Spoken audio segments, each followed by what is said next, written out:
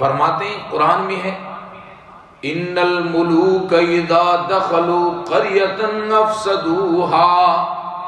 وجعلوا اعزۃ اہلها اذلہ۔ ملکہ بلقیس کہنے لگی ان الملوک اذا دخلوا قریہ، کہ جب بادشاہ کسی بستی میں کسی شہر میں داخل ہوتے ہیں افسدوها، وہاں فساد مچا دیتے ہیں، عزت دار لوگوں کو ذلیل کر دیتے ہیں۔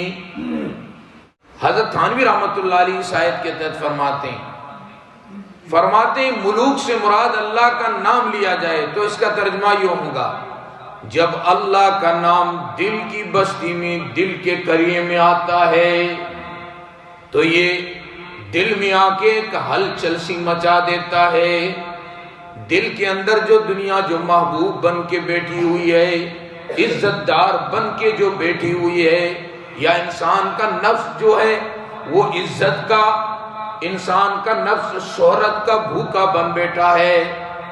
اس کو یہ اللہ کا نام جب دل میں آتا ہے تو اس کو مٹاتا ہے، انا کو مٹاتا ہے۔ خودی کا سر نہاں لا الہ الا اللہ،